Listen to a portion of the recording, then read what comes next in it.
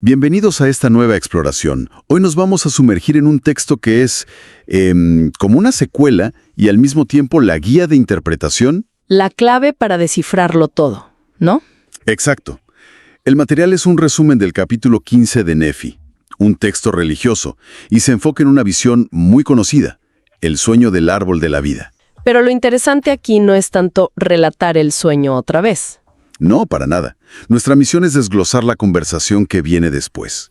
Es casi una confrontación familiar. Totalmente. La escena es increíblemente tensa.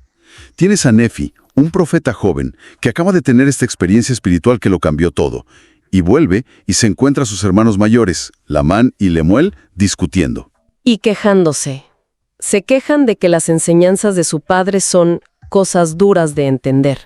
Ahí está el centro de todo. Y ese es el punto de partida.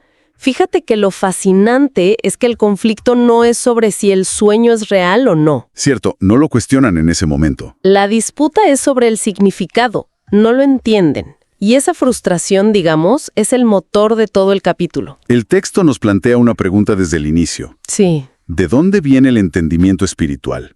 ¿Es algo pasivo, que solo recibes, o es algo que tienes que buscar? Y Nefi no pierde ni un segundo. En lugar de darles un sermón o de explicarles todo de una, va directo a la raíz del problema. A su método. O a la falta de él. Justo.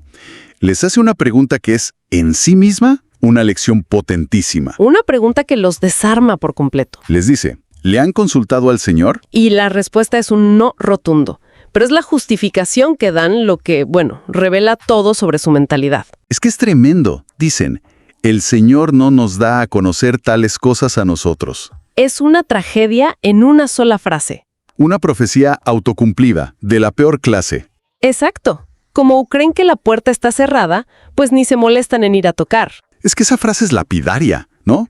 No es no sabemos cómo preguntar o lo intentamos y no pasó nada. No.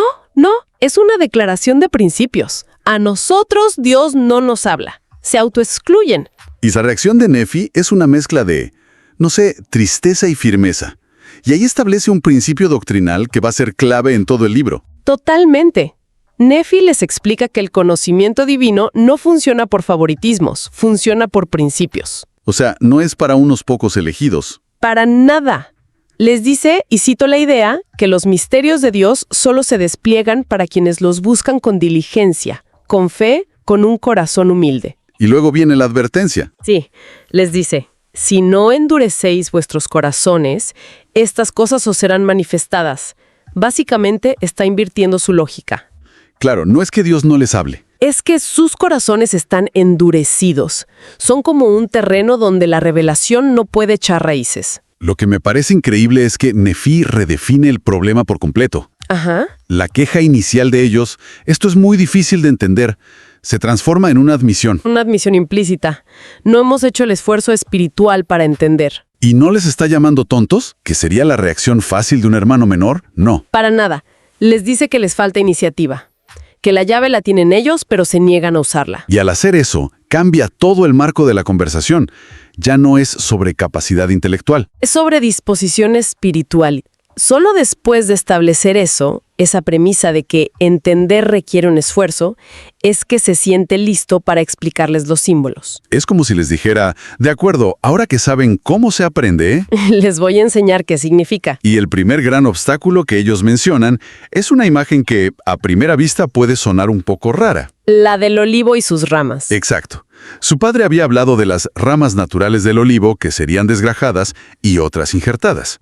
Y ellos no entienden que tiene que ver la botánica con su destino. Claro, para ellos es un detalle oscuro. Pero el olivo es un símbolo potentísimo en la tradición del antiguo Israel. Representa longevidad, paz, la tierra prometida. Y sobre todo al pueblo de Israel mismo.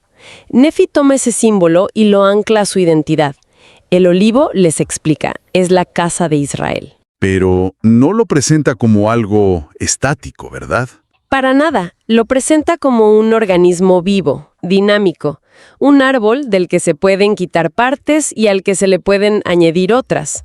Y eso es el motor de la profecía sobre su futuro. De acuerdo. Entonces, el árbol es la casa de Israel. Y las ramas que se desgajan, esa parte suena bastante pesimista. Lo es. Y Nefi lo explica con mucha claridad. Las ramas separadas representan la dispersión de Israel. Menciona 2 grupos. ¿Cuáles son? Primero, los judíos, que en el futuro serían conquistados y esparcidos por el mundo. Y segundo, su propio grupo, los descendientes de Lehi, que fueron separados físicamente del tronco principal al cruzar el océano. Ambos son ramas desgajadas. Exacto. Pero luego viene la parte de la esperanza, el injerto. Esa palabra es muy específica. No es solo pegar las ramas. No, para nada. Injertar es un proceso agrícola cuidadoso. Necesita habilidad, tiempo y que la rama y el árbol sean compatibles para que la vida vuelva a fluir. Esa es una observación excelente. Y es la clave de la profecía. ¿Qué les dice Nefi?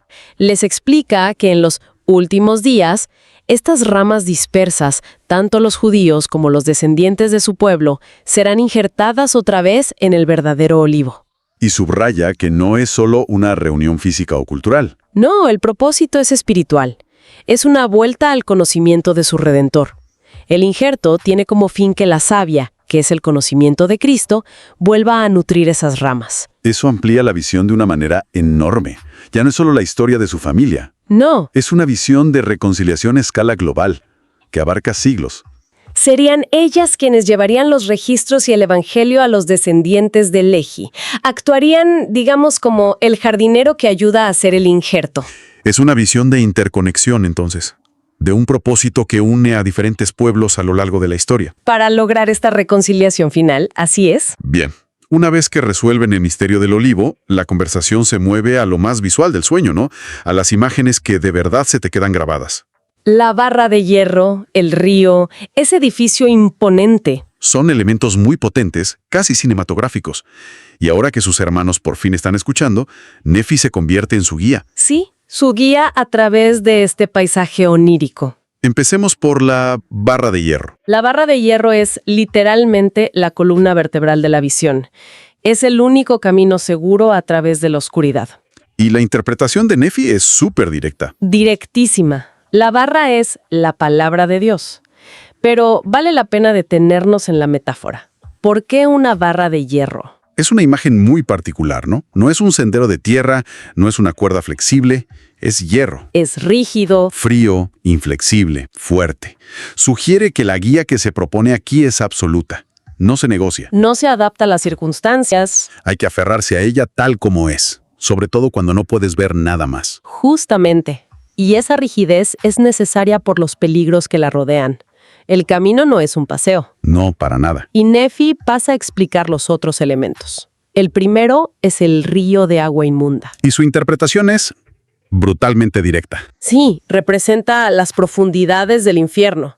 No hay ambigüedad. Es un abismo que separa a la humanidad del árbol, que es el amor de Dios. Un peligro claro, definitivo, aterrador. Pero luego está el otro gran obstáculo, que es muy diferente. No es algo natural, es una estructura artificial. El edificio grande y espacioso. Y este, para mí, es uno de los símbolos más inquietantes y modernos de todo el texto. Estoy de acuerdo, es una imagen increíblemente sofisticada. ¿Cómo lo interpreta Nefi? Como el orgullo del mundo. El edificio está lleno de gente bien vestida, que no parece estar sufriendo, sino todo lo contrario. Están divirtiéndose. Exacto. Y desde esa posición de aparente seguridad y superioridad, se burlan, señalan y ridiculizan a los que se esfuerzan por seguir el camino. Es la presión social, el cinismo, el desdén por la fe, todo condensado en una imagen. Exacto. Una imagen arquitectónica. Es que resuena muchísimo hoy en día, ¿no? Es la cultura de la burla, la presión de grupo, el miedo a parecer ingenuo. O anticuado por creer en algo. Es casi una premonición de la era de las redes sociales, donde multitudes anónimas pueden señalar y ridiculizar desde la distancia. Totalmente. Y esto plantea una idea crucial sobre este viaje espiritual. No se trata solo de encontrar el camino. Que ya es difícil. Es tener la fortaleza para mantenerse en el camino mientras se es objeto de escarnio. El edificio no es una fuerza pasiva. No, es activa y antagónica. Su propósito es hacer que la gente se avergüence de su fe, que suelten la barra no porque se perdieron, sino porque no soportan la humillación. La prueba no es solo caminar en la oscuridad. Es caminar mientras todos se ríen de ti. Y por supuesto, todo este viaje, este esfuerzo de aferrarse a la barra a pesar de la oscuridad y la burla, tiene un destino. Nefi de este símbolo es el clímax emocional y teológico de la visión. Lo define como el amor de Dios. Un amor que, explica él, se manifiesta de la forma más sublime en la venida y el sacrificio de Cristo. Todo en el sueño, la guía, el peligro, el esfuerzo. Todo apunta hacia ese fin. Y una vez que has decodificado todo el paisaje, Nefi no se detiene. No, aprovecha que tiene la atención de sus hermanos para llevar la lección un paso más allá. Habla de las consecuencias eternas. Le da un peso definitivo a cada decisión. Exacto. Traza una división muy clara basada en las elecciones que se hacen en este camino. ¿A qué se refiere? Habla de lo que pasa después de la muerte, ¿verdad? Sí. Explica que los justos, los que perseveran, llegan al árbol y comen de su fruto. Son finalmente recibidos en un estado de felicidad y descanso. Lo que él llama paraíso. Es el resultado lógico de seguir la guía y alcanzar el amor de Dios.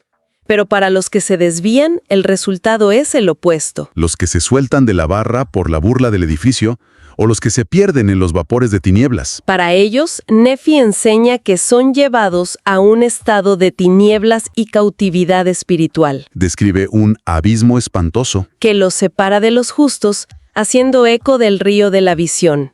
La separación es definitiva. Lo que refuerza la idea de que las decisiones que se toman en la vida no son triviales. Para nada.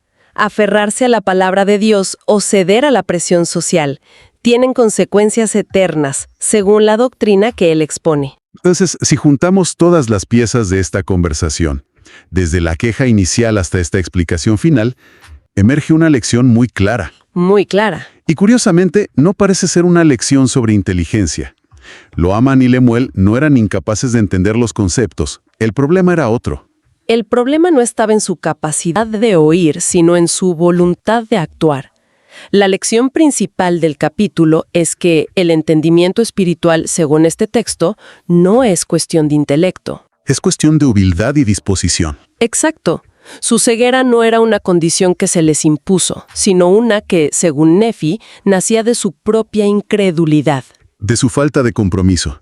El texto sugiere que eligieron no entender porque entender de verdad habría requerido un cambio de vida, un compromiso que no estaban dispuestos a asumir, Era más fácil quejarse de que era duro. que hacer el trabajo de ablandar su propio corazón. Para resumir, hemos visto cómo un conflicto familiar sobre la dificultad de una profecía se convierte en una clase magistral sobre la revelación personal. Así es.